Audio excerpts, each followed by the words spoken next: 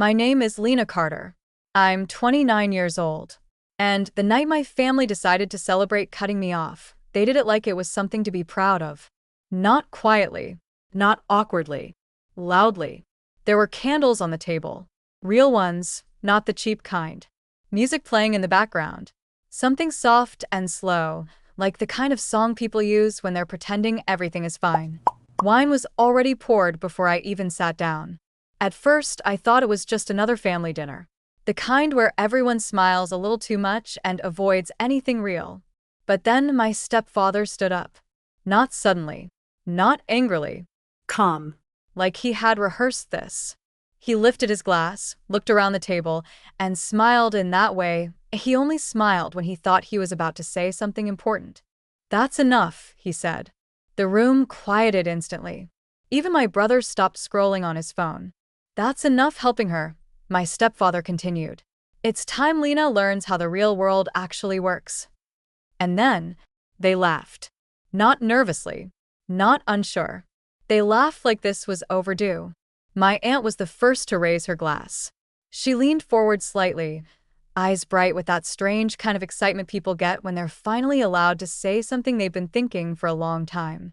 "About time," she said. My brother followed. He didn't even look at me. Just raised his drink and smirked. Even my grandmother nodded. Slowly. Like this was wisdom. Like this was discipline. Like this was love. I didn't say anything. I just sat there, hands resting on my lap, watching them. Because something about the way they were looking at me felt final. Not frustrated. Not emotional. Resolved. Like a decision had already been made. And I was just being informed. 30 next year, my aunt added casually, swirling her wine. Still here. Still figuring things out. She didn't finish the sentence. She didn't have to. Everyone at that table knew exactly what she meant. Failure. My brother leaned back in his chair. "I mean, no offense," he said, not even trying to sound sincere. "But if I didn't have a real job, I'd be embarrassed too."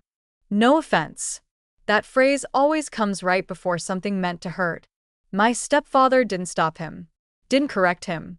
Didn't even glance in his direction.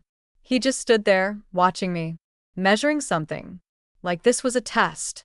Like he was waiting to see if I'd finally react. Break. Defend myself. Prove them wrong. But I didn't. Because, in that moment, I understood something. Arguing wouldn't matter. Explaining wouldn't matter. They weren't asking questions. They were confirming a story. And stories don't change because of facts. They change because something breaks them. So instead of speaking, I reached into my bag.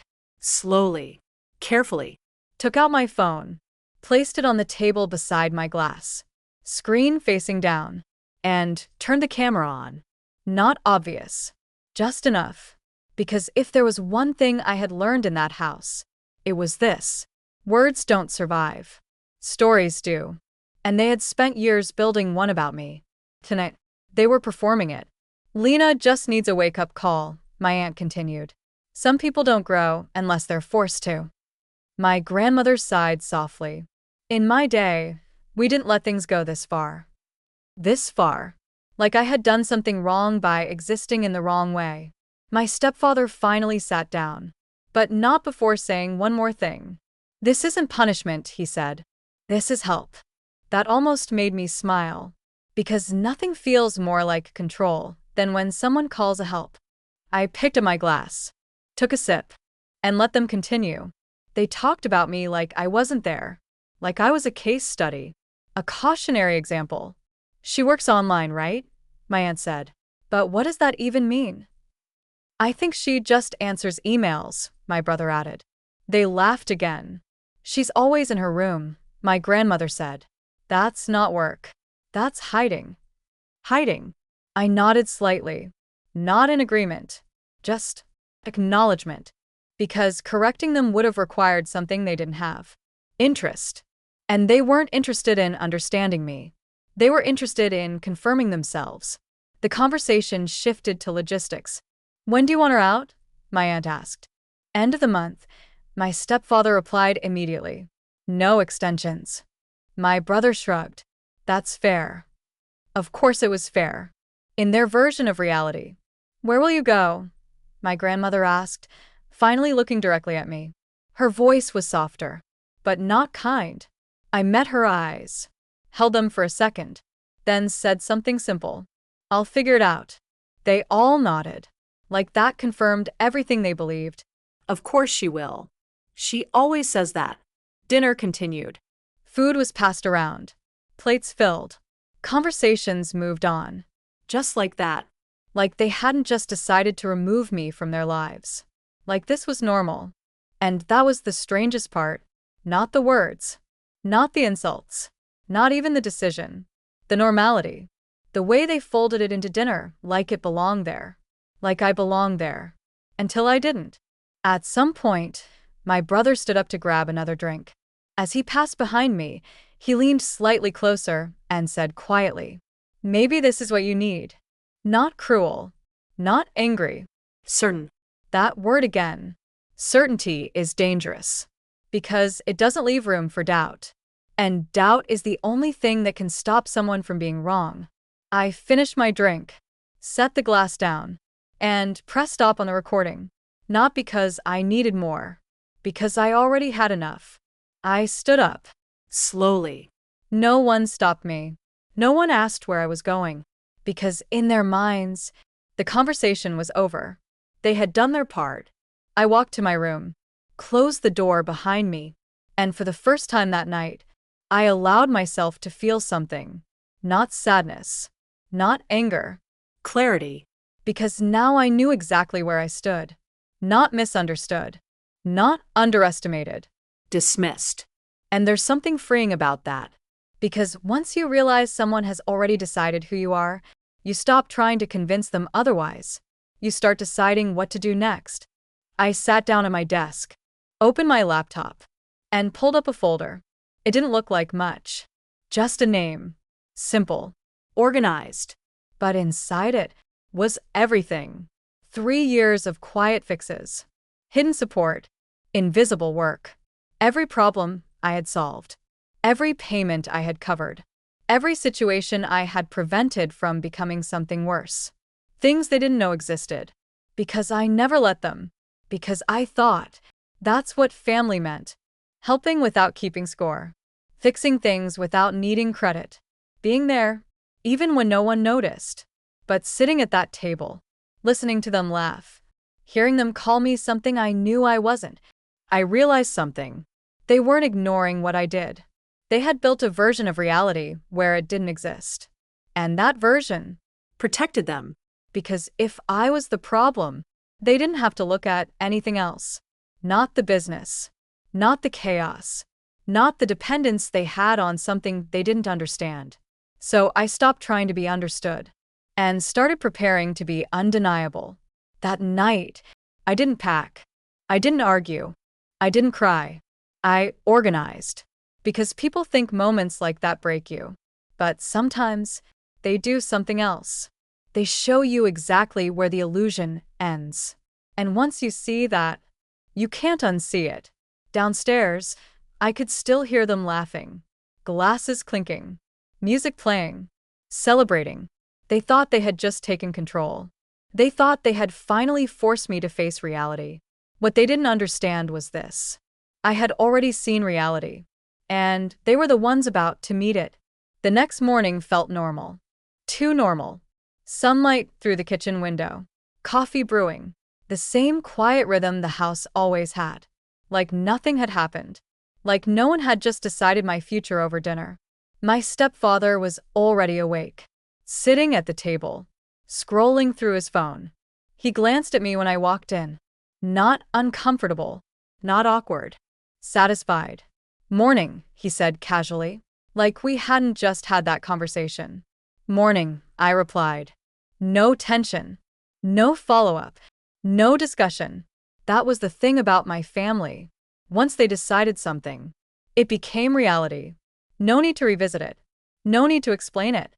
And definitely no need to question it. I poured coffee. Sat down. Opened my laptop. He frowned slightly. "You're still doing that?" he asked. That. I looked at him. "Yes," I said. He shook his head. Not angry, disappointed. You should start looking for something real, he added. Something real. I nodded slowly, closed my laptop. Okay, I said. And that was the moment it began. Not the confrontation, not the leaving, the withdrawal. Because what he didn't understand was that I had never been just doing that. I had been holding things together, not visibly, not officially, but structurally. And structures don't collapse loudly at first. They shift, quietly. The company my stepfather ran wasn't failing. Not yet.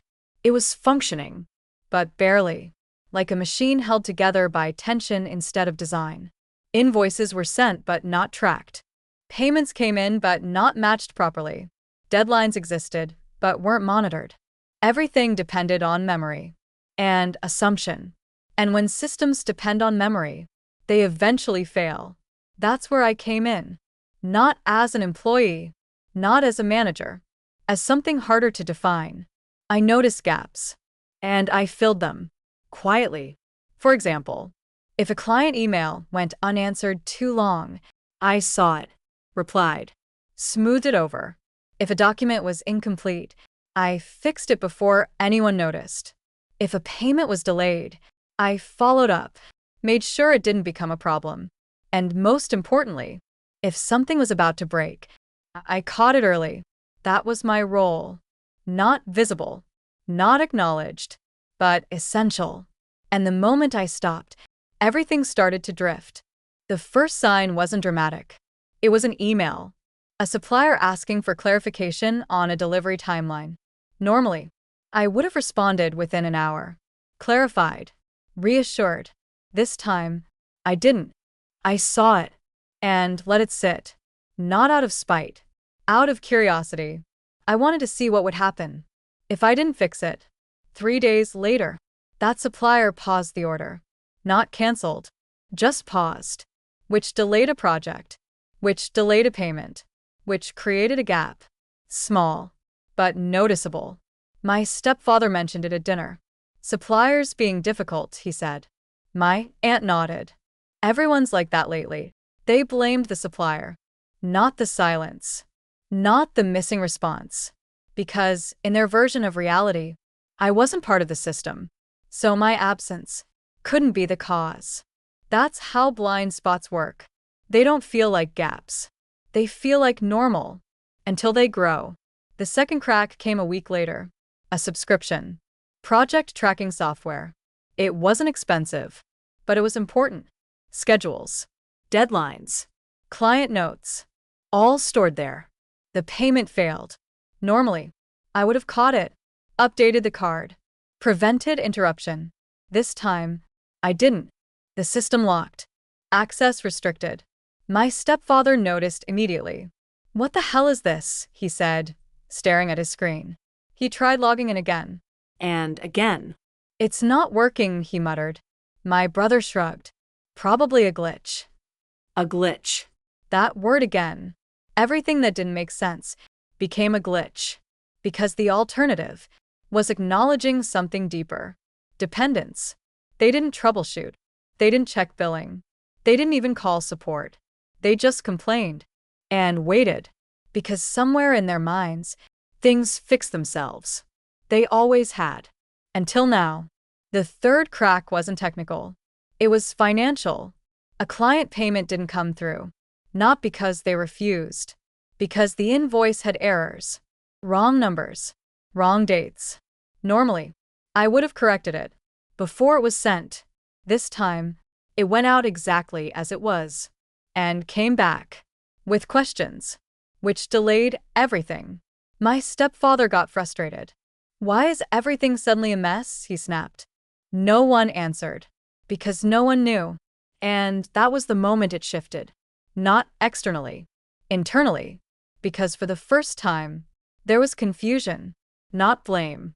Not certainty. Confusion. And confusion is dangerous. Because it leads to questions.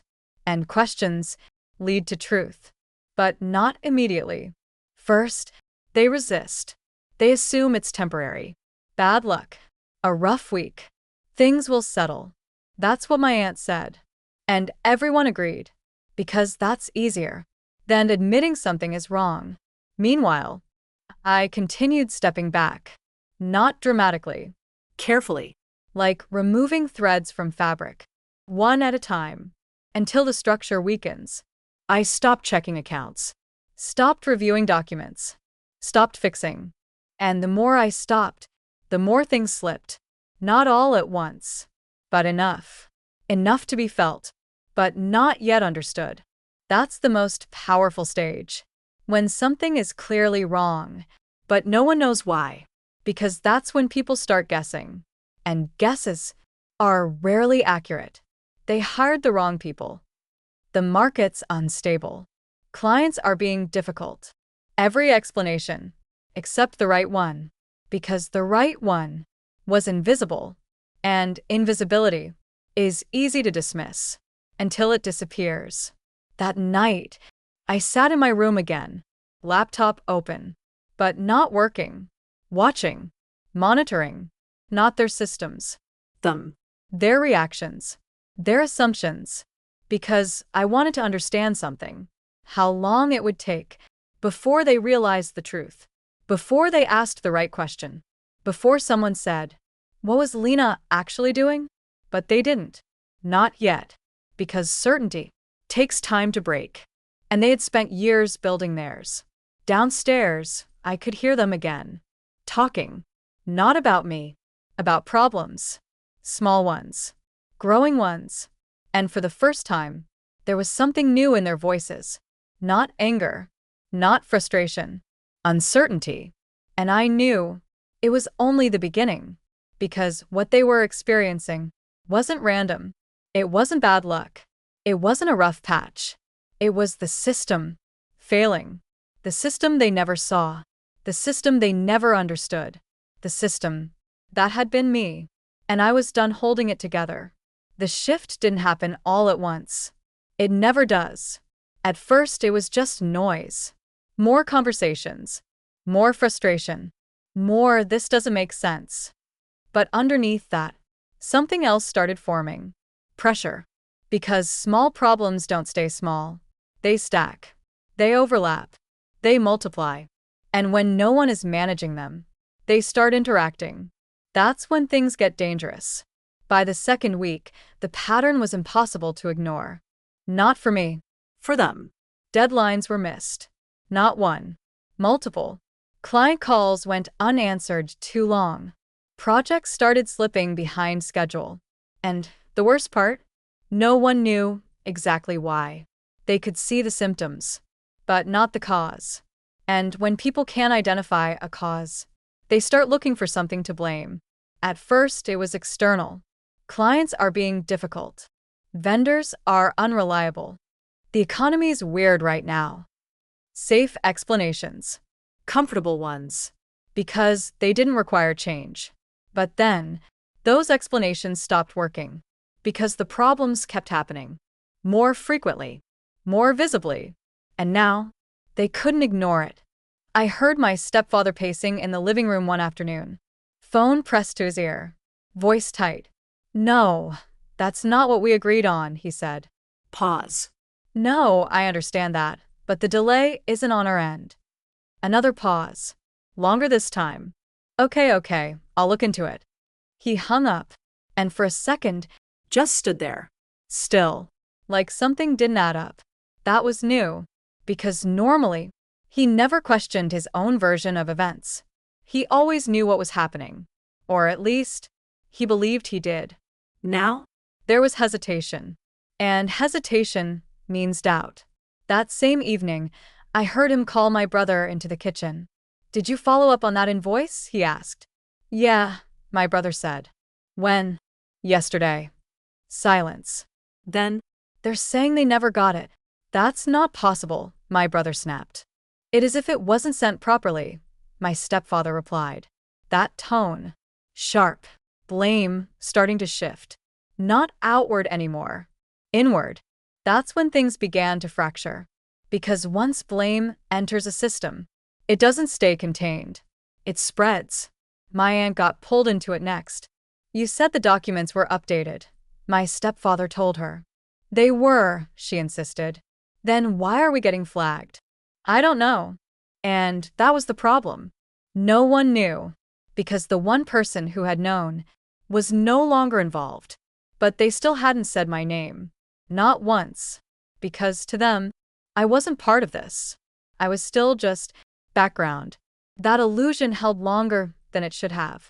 Long enough to make the collapse worse. By the third week, the tone of the house had changed completely. No more relaxed dinners. No more casual conversations. Everything felt Tight. Tense. like everyone was waiting for something, but no one knew what. That's when the calls started. Not direct at first.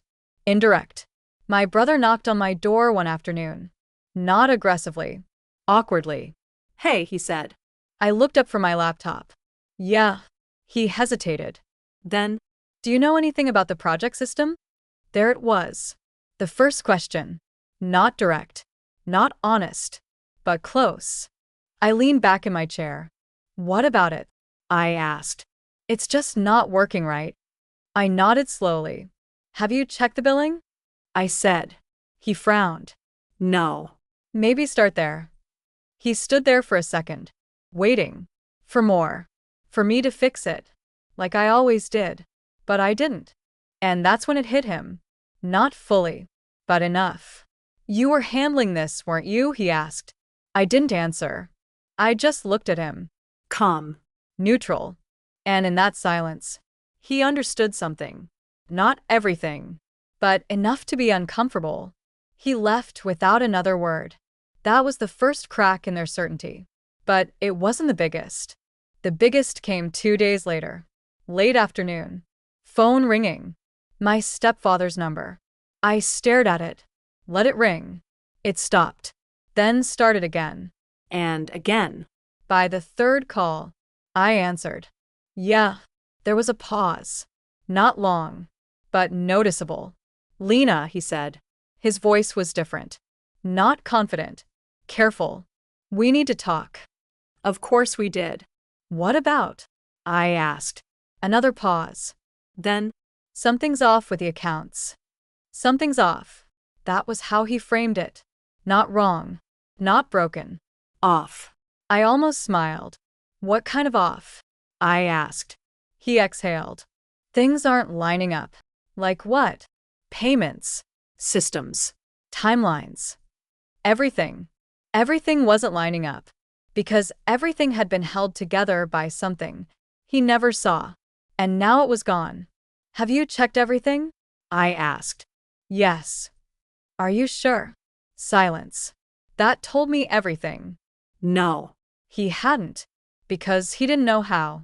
Lena, he said again. This time softer. Did you change anything? There it was. The real question. Not what's wrong. What did you do? I leaned back in my chair.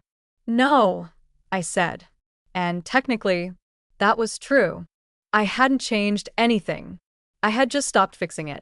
Another pause. Longer this time. Then, Can you take a look? There it was. The request. Not an order. Not an expectation. A request. And that changed everything. Because for the first time, he wasn't speaking to me like someone beneath him. He was speaking to me like someone he needed. I let the silence stretch. Just long enough. then, I'm busy, I said. And hung up. My hands didn't shake. My heart didn't race. There was no adrenaline. Just stillness. Because that moment wasn't about winning. It was about something else. Recognition. Not spoken, but felt. Because the system had finally broken enough for them to notice it existed. And more importantly, that it was gone. That night, the house was louder than usual. Voices raised. Arguments. Blame moving faster now. Less controlled. Less careful. And through all of it, one thing kept repeating. We need to fix this. But they couldn't. Because fixing it required something they didn't have. Understanding. And understanding requires admitting something first. That you were wrong. About the situation. About the system. About the person you dismissed. And that's the hardest part. Because it doesn't just change the present. It rewrites the past, and most people would rather stay wrong than do that. I sat in my room, listening, not involved, not needed, not invisible anymore, just Separate. and for the first time in 3 years, everything that happened in that house was no longer my responsibility. That feeling was heavier than I expected. Not guilt, not regret, something else. Freedom. But freedom comes with a cost. Because once you stop holding everything together, you have to watch it fall apart. And I was about to see just how far it would go. By the 4th week, they stopped pretending. No more something's off. No more we'll figure it out. Now it had a name. A problem. And for the first time, that problem had a direction. Me. Not directly. Not at first. But it was there. In the way they spoke. In the pauses between sentences. In the questions that didn't quite land. My brother came to my door again. But this time, He didn't knock lightly. he knocked like something mattered. Lena, can we talk? That tone. Not casual. Not annoyed. Serious. I opened the door. He stood there, arms crossed. But not defensive. Uncertain. What's going on? He asked. Straight this time. No detour. No soft entry. I looked at him. You tell me, I said. He shook his head. No, I mean it. Everything's messed up. Messed up. Still not broken. Still not failure. Just messed up. How? I asked. He exhaled hard. Payments are coming in. Deadlines are slipping. Dad's losing it. And nobody knows why. Nobody knows why. I almost said it. Almost. But instead, I asked something else. When did it start? He frowned. What? When did it start going wrong? He hesitated. Thinking. A few weeks ago, he said slowly. A few weeks ago. Right after the dinner. Right after the decision. Right after they removed me. I nodded slightly. And before that? I asked. He paused again. Things were fine. Exactly. That's how systems hide. They don't fail loudly. They fail when the person maintaining them Stops. and by then, it looks like something new is breaking. Not something old that was never fixed. My brother looked at me again. Different now. Not dismissive. Trying. You were handling stuff, weren't you? He said. There it was again. Closer this time. I didn't answer. And that silence told him everything. He ran a hand through his hair. Why didn't you say anything? I almost laughed. But I didn't. Would it have mattered? I asked. He didn't respond. Because he knew the answer. No. It wouldn't have. Not then. He stepped back. This is bad, he said quietly. I nodded. I know. And for the first time, He believed me. that same night, my phone started lighting up. Not one message. Many. From different people. My aunt. My grandmother. My stepfather. Short at first. Call me. Then longer. We need to talk. Then, Please. That word again. please. Funny how quickly things change when people realize they need something. I didn't respond immediately. Not out of anger. Out of timing. Because timing matters. If you answer too early, they think it's temporary. If you wait too long, they panic. And panic reveals truth. By the next morning, the messages had changed. No more control. No more authority. Now it was urgency. We can fix this. Just tell us what's wrong. We didn't realize. That one stopped mid-sentence. Because realizing something requires finishing that thought. And they weren't ready yet. Then my stepfather called. Again. And again. And again. I answered on the 4th call. Lena, he said immediately.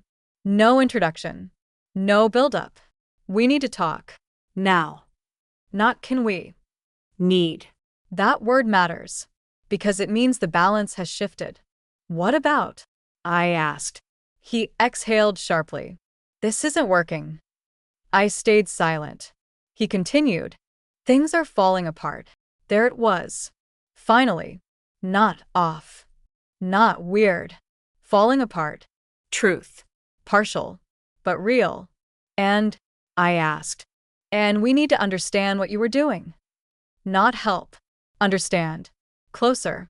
Still not enough. I leaned back in my chair. What do you think I was doing? I asked. Silence. Long. Uncomfortable. Then, I don't know, he admitted. And that was the first honest thing he had said. I know you were helping, he added. Helping. That word again. Still small.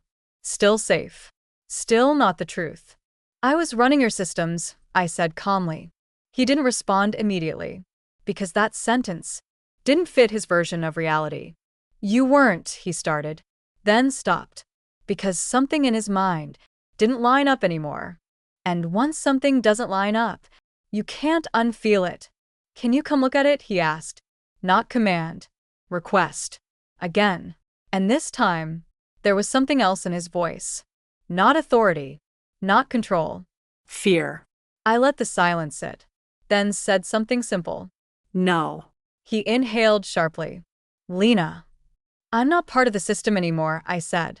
And that sentence landed. Hard. Because it forced him to see something. That there had been a system, and that I had been inside it. And now, I wasn't. Then what are we supposed to do? He asked. There it was. Not leadership. Not direction. Dependency.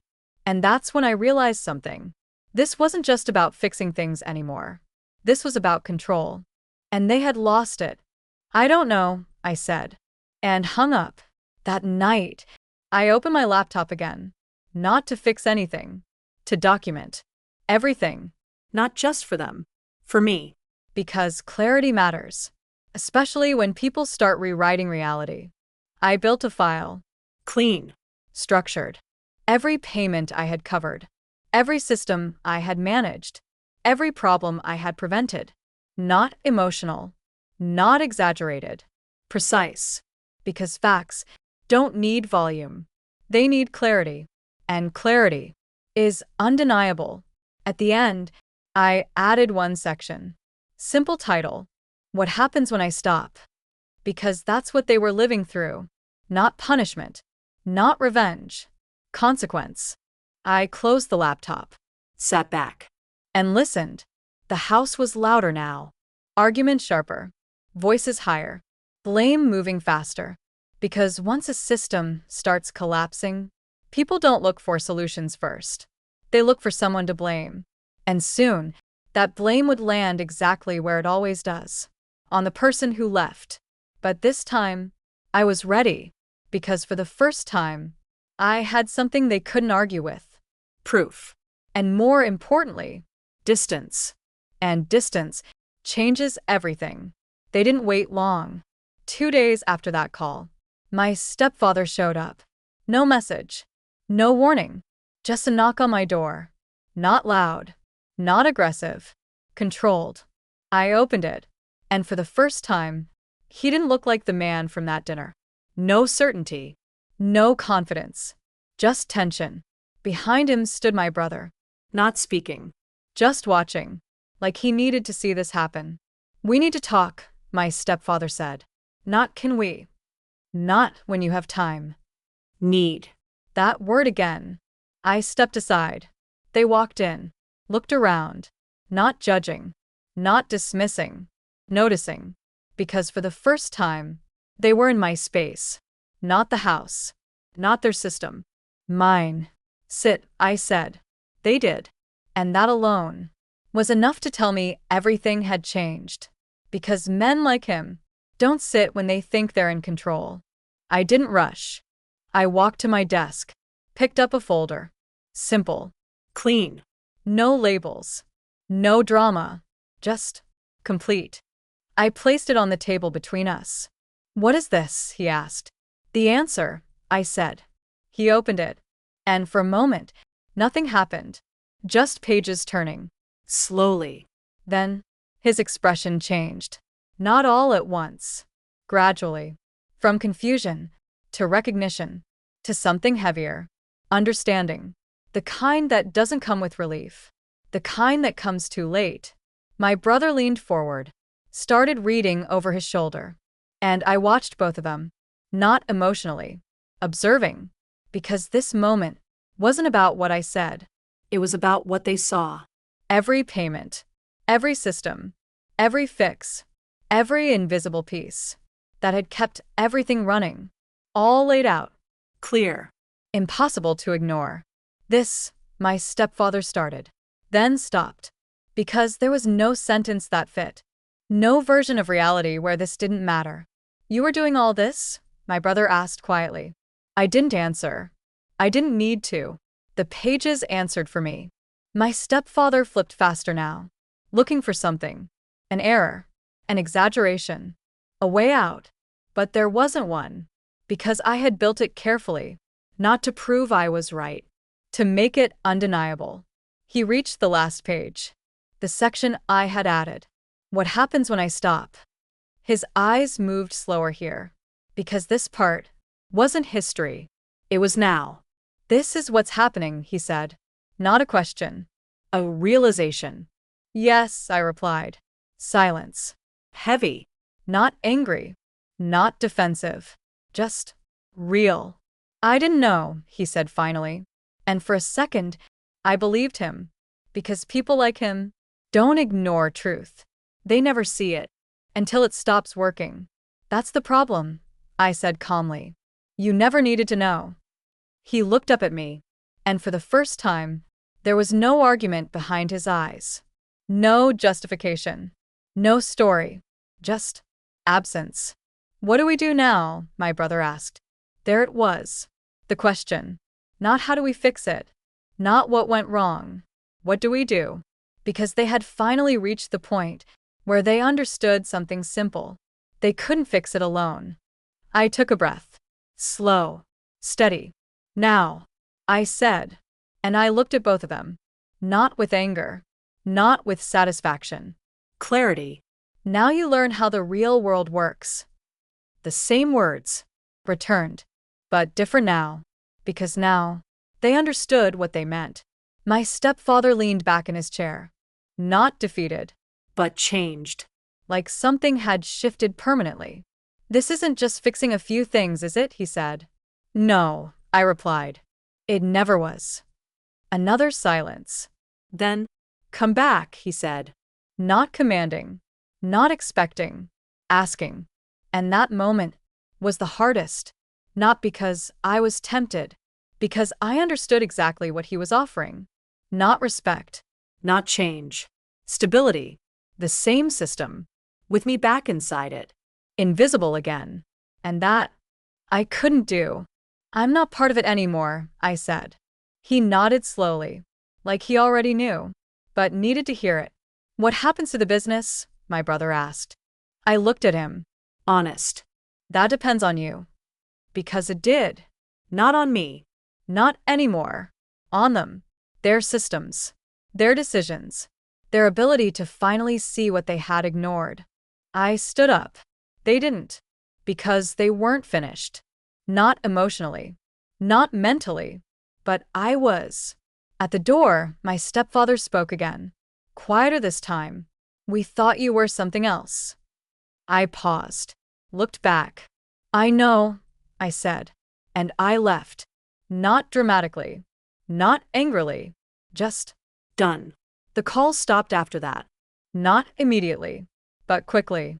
Because once people understand something fully, they stop asking questions they don't want answers to. A few weeks later, I heard through my brother. Clients had left. Payments had stalled. Systems were still breaking. Because systems don't rebuild themselves. And for the first time, they had to do it without me. And that was the real consequence. Not the loss. The realization that everything they had dismissed had been holding them up. Months later, my life looked different. Not dramatic. Not perfect. But mine. Stable.